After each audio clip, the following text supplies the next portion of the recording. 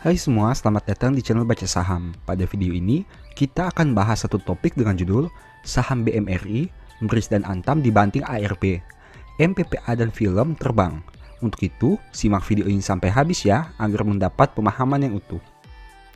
Di video ini, saya akan membahas 5 saham yang menghasilkan kenaikan dan penurunan yang signifikan selama 1 minggu terakhir, yaitu BMRI, BRIS, Antam, MPPA, dan film. Sebagai informasi, video ini merupakan satu topik baru di channel Baca Saham, di mana saya membahas saham yang mengalami kenaikan dan penurunan terbesar sepanjang 1 minggu terakhir.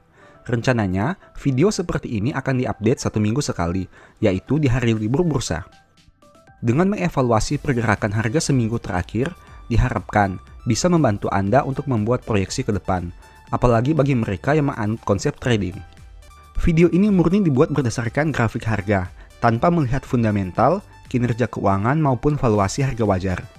Oh iya, harus diingat bahwa video ini bukan rekomendasi, dan setiap penjelasan yang saya bahas tidak ada jaminan kebenarannya. Apabila mengikuti video ini, Anda bisa profit, tapi bisa juga rugi. Selalu disclaimer on ya, dan resiko investasi ditanggung Anda sendiri. Pertama, PT Bank Mandiri atau BMRI. Saham ini dibuka dengan angka 7.250 pada hari Senin 25 Januari. Di hari Jumat ditutup pada harga 6.575. Itu artinya mengalami penurunan sekitar minus 9,31% dalam 1 minggu. Dari grafik ini, kita bisa melihat bahwa dalam sepekan, saham ini bergerak di range 7.450 sampai 6.575. Adapun 3 sekuritas terbesar yang melakukan net sell BMRI adalah sebagai berikut. 1. YU dengan harga rata-rata 7.083. 2. MS dengan harga rata-rata 7.263. Ketiga CS dengan harga rata-rata 6.953. Dari data ini, kita bisa melihat terjadi penjualan saham BMRI dengan harga di atas 6.900. Bagi kamu yang ingin membeli saham ini, mungkin pembahasan berikut bisa membantu. Menurut saya pribadi, support terkuat BMRI ada di angka 6.200 dengan resisten 7.400. Adapun harga yang dapat dipertimbangkan untuk saham ini adalah sebagai berikut. Best buy BMRI di angka 6.200. Tapi ingat, angka yang dicantumkan hanya pendapat pribadi berdasarkan grafik tanpa melihat kinerja keuangan dan bukan rekomendasi. Tidak ada jaminan kebenarannya dan Anda bisa saja rugi. Disclaimer on tetap berlaku. Untuk berita tentang BMRI sepanjang minggu ini adalah sebagai berikut. 1. BMRI optimis cetak rebound kinerja di tengah pandemi.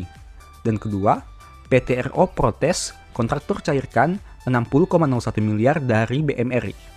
Kedua, PT Bank BRI Syariah A atau BRIS. Saham ini dibuka dengan angka 3.240 pada hari Senin 25 Januari. Di hari Jumat ditutup pada harga 2.440. Itu artinya mengalami penurunan sekitar 24,69% dalam 1 minggu. Dari grafik ini, kita bisa melihat bahwa dalam sepekan, saham ini bergerak di angka 3.320 sampai 2.440. Adapun 3 sekuritas terbesar yang melakukan net sell BRIS adalah sebagai berikut.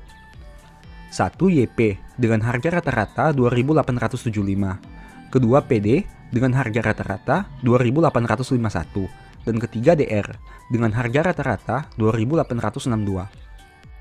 Dari data ini, kamu bisa melihat terjadi penjualan saham BRIS dengan harga di atas 2.800. Bagi kamu yang ingin membeli saham ini, mungkin pembahasan berikut bisa membantu.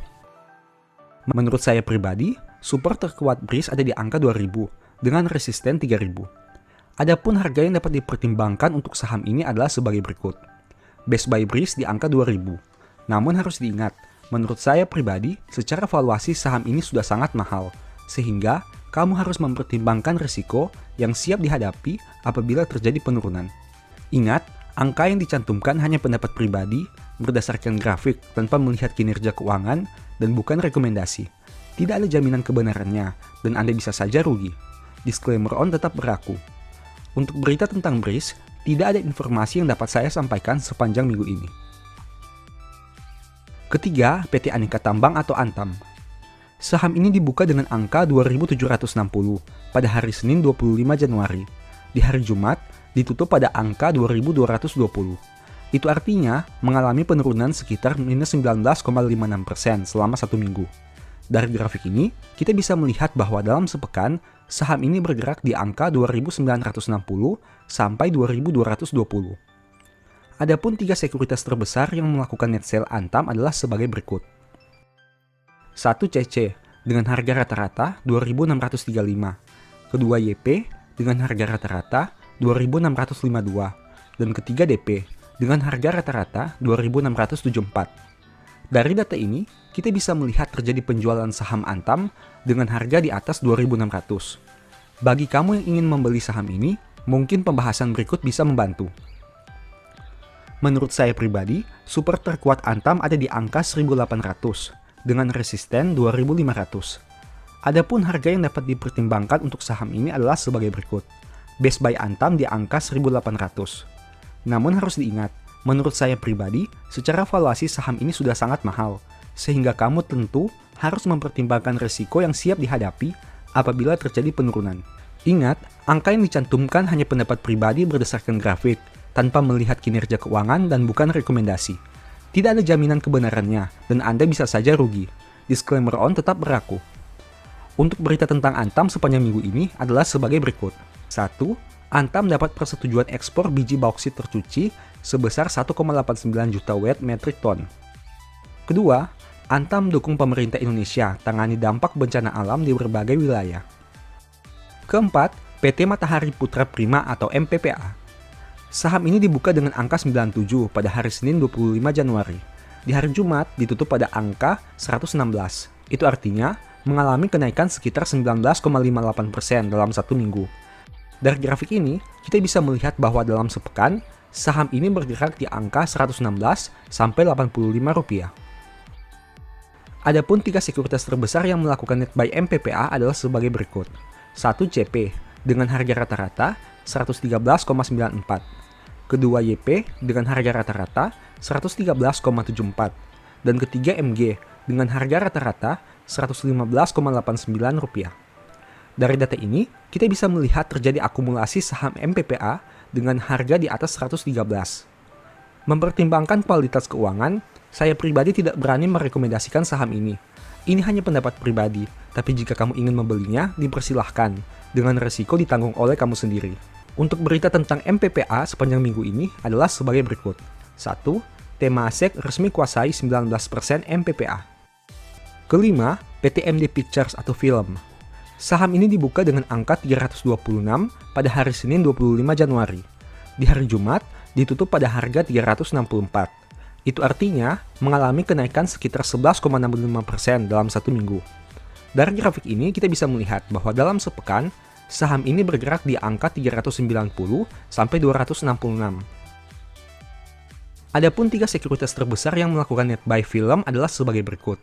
1 AZ dengan harga rata-rata 370,73. Kedua XC dengan harga rata-rata 363,74. Ketiga YP dengan harga rata-rata 360,57. Dari data ini, kita bisa melihat terjadi akumulasi saham film dengan harga di atas 360. Mempertimbangkan kualitas keuangan, saya pribadi tidak berani merekomendasikan saham ini. Ini hanya pendapat pribadi, tapi jika kamu ingin membelinya, dipersilahkan, dengan risiko ditanggung oleh kamu sendiri. Untuk berita tentang film, tidak ada informasi yang dapat saya sampaikan sepanjang minggu ini. Demikianlah informasi pada video ini. Semoga bisa memberikan pemahaman kepada kamu semua. Sebagai informasi, semua harga yang disebutkan dalam video ini mengacu dari data historis, statistik, ataupun grafik harga. Tidak ada analisa fundamental atau valuasi yang dilakukan, sehingga saya pribadi tidak menentukan saham yang dibahas itu baik atau buruk secara fundamental. Begitu juga dengan valuasi harganya. Video ini murni membahas saham yang mengalami peningkatan dan penurunan terbesar selama seminggu berdasarkan harga saham dengan tidak melakukan filter secara fundamental terlebih dahulu. Untuk itu, selalu utamakan analisa terlebih dahulu sebelum mengambil keputusan jual beli. Seperti biasa, saya mau menyampaikan bahwa Baca Saham mempunyai 2 e-book saham yang mungkin saja bisa berguna bagi kamu. Pertama, The Stock Market, di mana berisi panduan bagaimana menganalisa fundamental dan laporan keuangan perusahaan dengan akurat, menentukan harga beli dan jual yang tepat, serta mengatur money management dalam membeli saham. Kedua, Analyst Report, di mana merupakan e-book 3 bulanan yang ditulis berdasarkan laporan keuangan perusahaan yang terupdate. Memuat berbagai informasi mendetail mengenai fundamental dan kinerja perusahaan. Baik itu informasi umum, anak usaha, manajemen, sekilas perusahaan, bedah laporan keuangan, analisa neraca dan laba rugi, dan sampai penentuan harga beli dan jual yang ideal. Singkatnya, stock market merupakan cara bagaimana menganalisa, dan analyze report merupakan hasil analisa yang sudah Mimin lakukan. Apabila ingin melakukan pembelian, silahkan DM saja di Instagram @bacasaham ya. Sebagai penutup, saya mau mengutip satu statement yang semoga bisa menjadi semangat bagi teman-teman ya. Berilah orang bijak nasihat, maka ia akan menjadi lebih bijak. Ajarilah orang benar, maka pengetahuannya akan bertambah. Thank you.